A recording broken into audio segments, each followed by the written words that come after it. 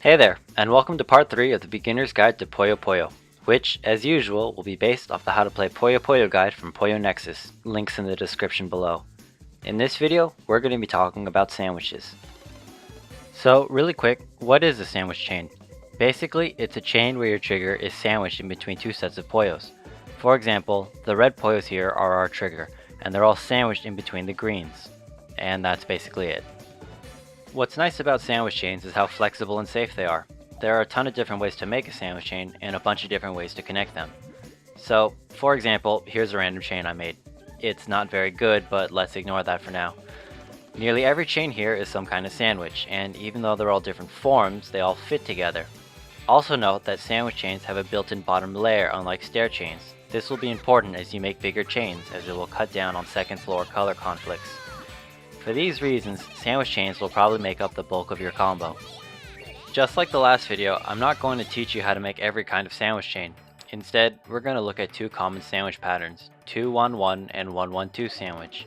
And just like the last video, there aren't really any good rules on how to make these. The best I can do is run through some builds and walk you through it step by step. First, we'll need to figure out if we're making a 1-1-2 chain or a 2-1-1 chain. Based off the pieces I have, it doesn't matter which one I try to make. The bottom section of the pattern is probably going to be the hardest to make. Do what works for you to help you remember the pattern, but one way that helps me is to think in diagonals. I'll try to explain this as the video goes on, but basically you try to make these diagonal lattices. For right now, let's freeze here and see what I need and what I have. Right off the bat, I'm making a 1-1-2 chain. There's a red down here, and thinking in diagonals, this means I need another red up and to the left over here. But here's the hard part. I can't just put any red here.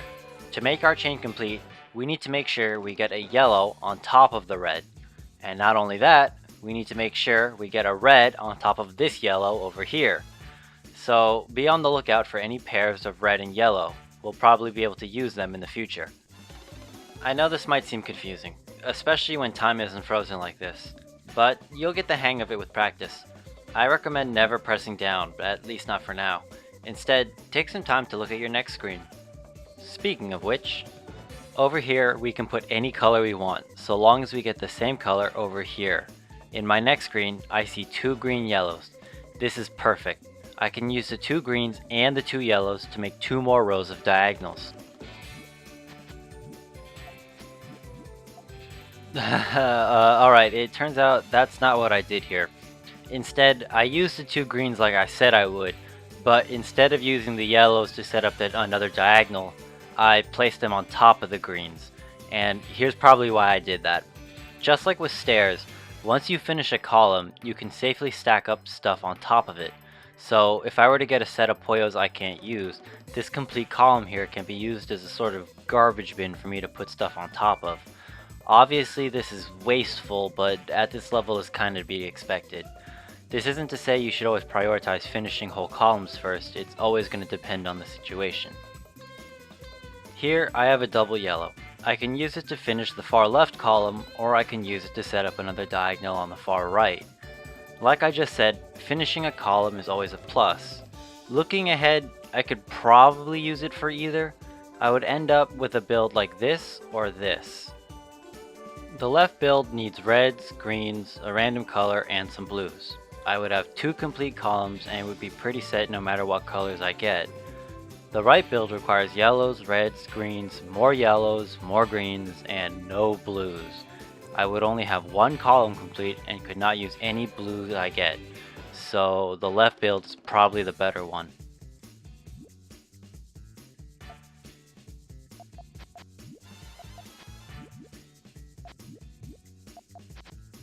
With the bottom portion complete, the rest is fairly self-explanatory. It's just waiting for the right colors and dumping the ones you don't need. Let's take a look at some more. We started this game with a double yellow. This means we are forced to make a 2-1-1 sandwich chain. I have a red yellow and I see the upcoming red. So if I choose to sandwich the red between the yellows, I can then use the upcoming red to start column 2. Then, with the upcoming yellow-green, I can finish column 1 entirely. Depending on what I get next, this seems like the best option. Now I have 3 green yellows. Instead of completing column 1, I can instead use these to build up the right side. Both of these builds end up with a complete column. At a glance, either choice would be fine.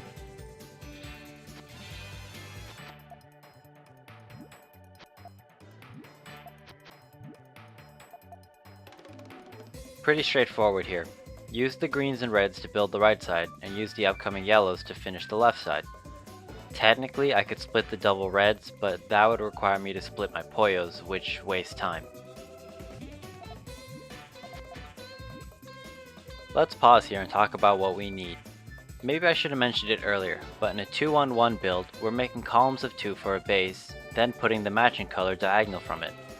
This means we still need a red and a blue here, and I have a blue-green and a red-yellow coming up. But we can't just think about the bottom, we have to think about what needs to go on top of it. If we were careless, we might end up doing something like this. Although we set up the red and blue columns on the bottom, we carelessly put a yellow on top. This stops us from making a matching diagonal with the blues, meaning our chain has been ruined. And this is why it's nice to have completed columns. We want to use the upcoming blue and red Puyos, but not the attached green and yellow Puyos. So, we can use the finished columns to split the Puyos, letting us use the Puyos we want and dump the ones we don't. This is probably obvious to you at this point, but in my last video I never outright said why having completed columns is good, so I should probably say it at least once in this one. I'll also say that probably no one thinks about quote-unquote completing columns.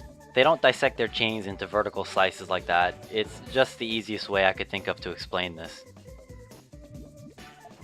You can probably figure out the rest of the chain yourself. After you've become comfortable with these patterns and are confident that you can make them consistently, try stepping away from the patterns and combining some forms.